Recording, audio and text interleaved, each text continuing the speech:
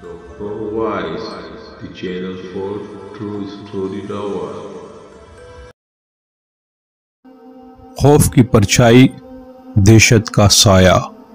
किस नंबर 2।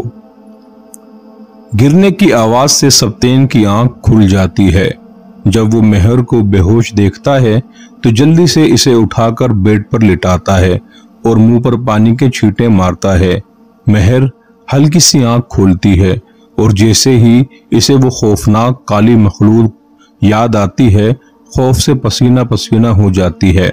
मेहर की ऐसी हालत देखकर सप्तेन थोड़ा घबरा जाता है और पूछता है, मेहर क्या हुआ है तुम्हें, क्यों डर रही हो।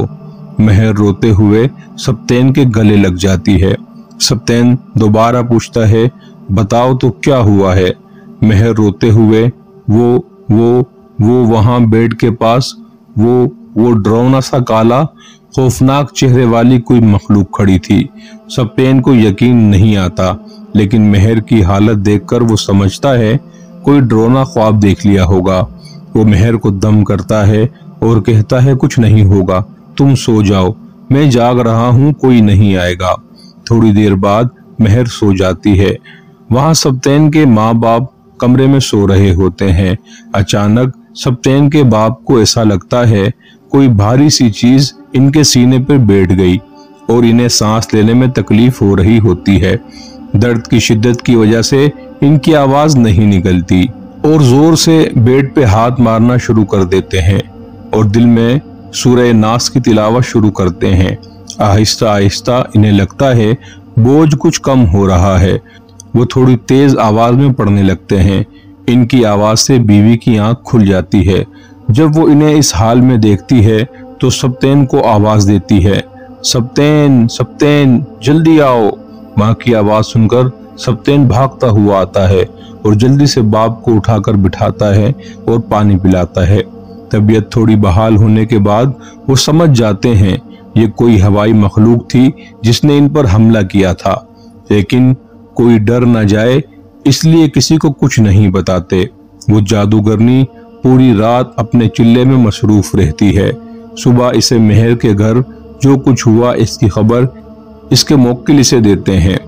एक जोरदार कहकहा लगाकर हंसते हुए कहती है, शाबाश मेरे चेलों, तुम लोगों ने दिल खुश कर दिया। आज रात तुम लोगों को काला बकरा मिलेगा खाने में। हा हा हा हा। इधर रात जो कुछ भी हुआ, मेहर इसे नजरअंदाज करते हुए फकीर के बारे में सोचने लगती है कि वो क्यों नहीं आया। अभी मेहर इस फकीर के बारे में सोच रही होती है कि बाहर से किसी के दरवाजा खटखटाने की आवाज आती है। इतनी सुबह कौन आ गया, मेहर पूछती है, कौन है। किसी का कोई जवाब नहीं आता। गुस्से से दरवाजा खोलकर कहती है, क्या मुंह में जबान नहीं है जो बोल नहीं रहे। अचानक बोलते हुए सकते के आलम में देखती है, सामने फकीर खड़ा होता है।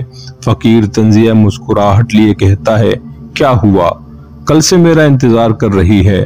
मेहर बोलती है, तुम क्यों नहीं आए। फकीर कहता है, ज्यादा सवाल मत कर, और अपनी फटी हुई जेब से एक कागज निकालकर मेहर को देता है और कहता है, इसमें एक अमल है जो तुझे 40 दिन तक ठीक 12 बजे अपने घर की छत पर करना है।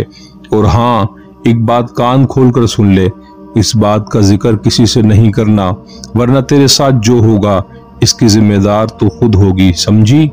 और कुछ सामान है इस अमल के लिए, ये ले, और डरना मत, जो कुछ इस थैली में है वो अमल के लिए जरूरी है। इस अमल के बाद तू हामला हो जाएगी और तेरा बच्चा ही इस दुनिया में आके तेरी किस्मत बदलेगा। अब जा और याद रख जो मैंने बताया है, रात ठीक 12 बजे।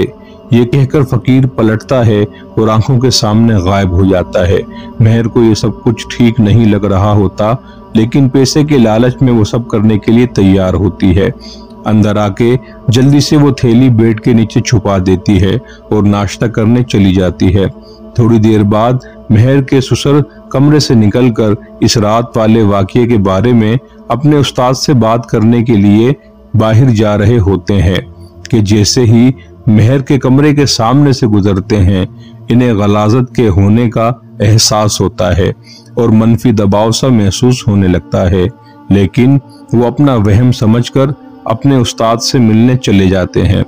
इस जादूगरनी की बेटी अपनी माँ के पास बैठकर काला अमल सीख रही होती है और इसे अपनी माँ की तरह ही ताकत का नशा होता है और एक शैतान को पहले ही काबू कर चुकी होती है। अब वो एक देवी को काबू करने के लिए अमल शुरू कर चुकी होती है। मेहर की सास को कुछ दिनों से मेहर की हरकतों पर शक होता है कि ये कुछ बुरा कर रही है और घर में अजीब सी मनहूसियत फैली हुई है। दीवारों से भी एक गंध की बदबू आती है। वो इस बारे में मेहर से दो टोक बात करने का इरादा करके मेहर के कमरे की तरफ जाती है। अचानक ही इन्हें मेहर के कमरे से एक साया तेजी से निकलकर छत की तरफ जाता हुआ नजर आता है। मेहर की सास एकदम घबराकर पीछे हटती है और फिर कुछ सोचकर अपना हिस्सार करके छत की तरफ आहिस्ता आहिस्ता कदम बढ़ाते हुए चलने लगती हैं। दिल में अनजाना सा खौफ होता है कि इस वक्त कौन है जो इस कदर तेजी से छत की तरफ भागा है, जबकि एक इंसान इतनी फुर्ती से नहीं भाग सकता।